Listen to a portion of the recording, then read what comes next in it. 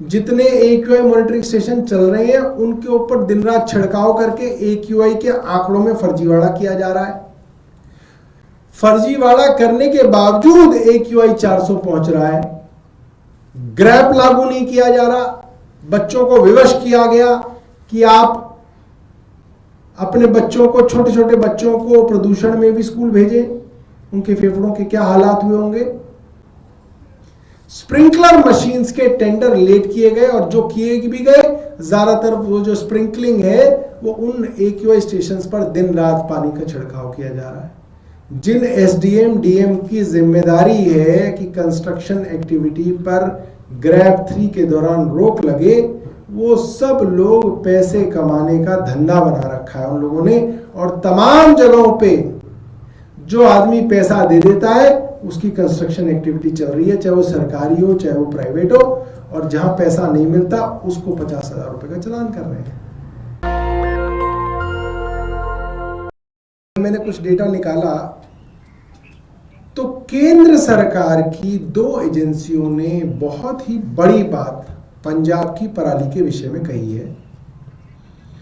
एक तो secretary department of agricultural research and education mister ML Jat इन्होंने, और दूसरे director general DG ICAR Indian council for agricultural research ICAR, दोनों केंद्र सरकार की संस्थाएं हैं, डिपार्टमेंट है। और उन लोगों ने कहा है कि पिछले कुछ वर्षों में पंजाब की अंदर पराली जलने की जो वारदात हैं उनमें 95% कमी आई है। 95% कमी, ये बहुत बड़ी बात है।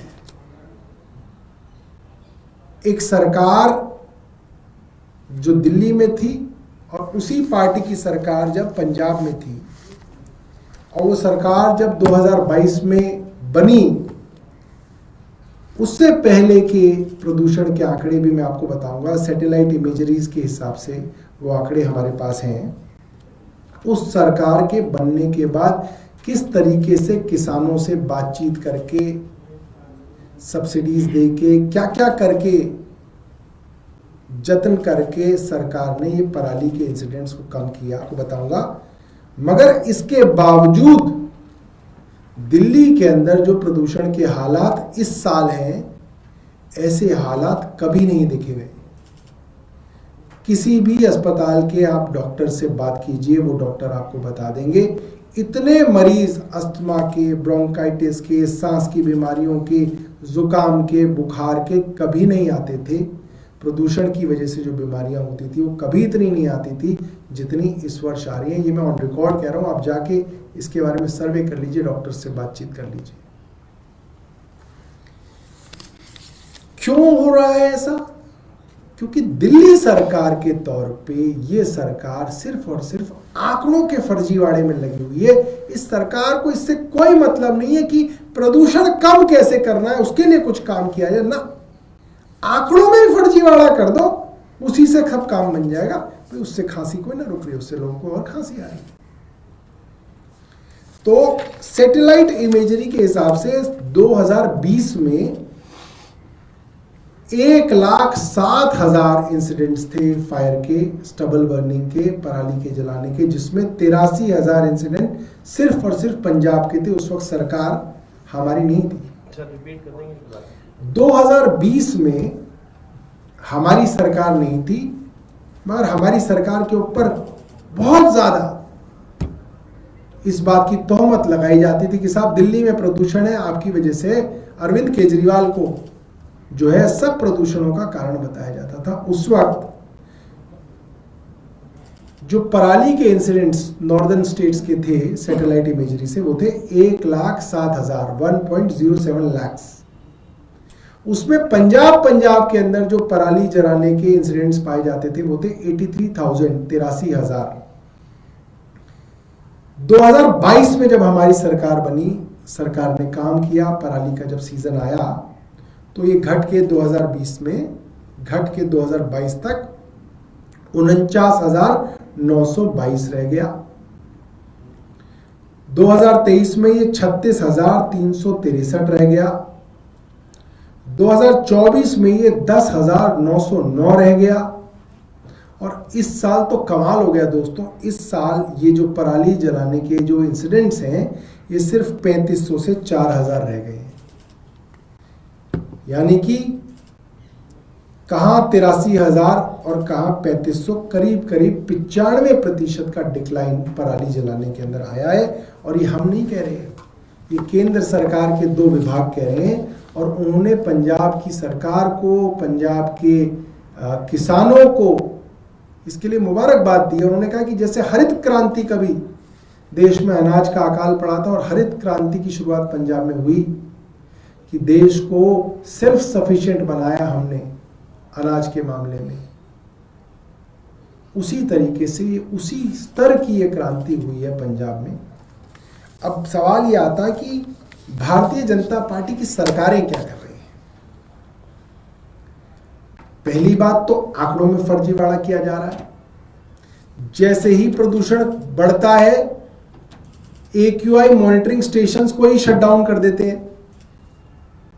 जितने AQI मॉनिटरिंग स्टेशन चल रहे हैं उनके ऊपर दिन रात छिड़काव करके AQI के आंकड़ों में फर्जीवाड़ा किया जा रहा है। फर्जीवाड़ा करने के बावजूद AQI 400 पहुंच रहा है। ग्रैप लागू नहीं किया जा रहा। बच्चों को विवश किया गया कि आप अपने बच्चों को, छोटे छोटे बच्चों को प्रदूषण में भी स्कूल भेजें, उनके फेफड़ों के क्या हालात हुए होंगे। स्प्रिंकलर मशीन्स के टेंडर लेट किए गए और जो किए भी गए ज्यादातर वो जो स्प्रिंकलिंग है वो उन AQI स्टेशंस पर दिन रात पानी का छिड़काव किया जा रहा है। और मैं आपको चुनौती देके बता रहा हूं, सरकार के अफसर इस कदर रिश्वतखोरी के अंदर नाक तक डूबे हुए हैं कि जगह जगह कंस्ट्रक्शन एक्टिविटी चल रही है। आप जाके देख लीजिए, जिन SDM DM की जिम्मेदारी है कि कंस्ट्रक्शन एक्टिविटी पर ग्रैप 3 के दौरान रोक लगे, वो सब लोग पैसे कमाने का धंधा बना रखा है उन लोगों ने। और तमाम जगहों पे जो आदमी पैसा दे देता है उसकी कंस्ट्रक्शन एक्टिविटी चल रही है, चाहे वो सरकारी हो चाहे वो प्राइवेट हो। और जहां पैसा नहीं मिलता उसको 50,000 रुपए का चालान कर रहे हैं। खुल्लम खुल्ला चल रहा है। इससे पता चलता है किस स्तर का भ्रष्टाचार दिल्ली के अंदर व्याप्त है। नाक तक भ्रष्टाचार में सरकार डूबी हुई है। आप निकल जाइए, कहीं भी निकल जाइए, आप दिल्ली के किसी भी कोने में निकल जाइए, सरकारी ठेकेदार पैसा दे रहा है DM SDM दफ्तर में, प्राइवेट कंस्ट्रक्शन जिसकी चल रही है वो पैसा दे रहा है। रोज के पैसे बंधे हुए हैं, रोज का इतना पैसा होगा, वो पैसा दिया जा रहा है और कंस्ट्रक्शन चल रही है, खुल्लम खुल्ला चल रही है। क्योंकि सरकार को इससे कोई फर्क नहीं पड़ता कि प्रदूषण बढ़े तो बढ़े, हमने तो आंकड़ों में ही फर्जीवाड़ा कर दिया। तो मैं दोबारा से पंजाब की सरकार को बधाई दूंगा और दिल्ली की सरकार से पूछूंगा कि भाई 8% तो चलो पराली का आ रहा है, यूपी हरियाणा पंजाब जो 92% प्रदूषण है, इसके लिए आप क्या कर रहे हो। दस्तक की आपसे गुजारिश है कि अगर इसको बचाना चाहते हैं तो नेशनल दस्तक को सब्सक्राइब करने के लिए रेड कलर के सब्सक्राइब बटन को दबाएं, फिर बेल आइकन की घंटी दबाएं। नेशनल दस्तक को बचाने के लिए बहुत जरूरी है कि हर खबर को शेयर करें, लाइक करें, कमेंट जरूर करें।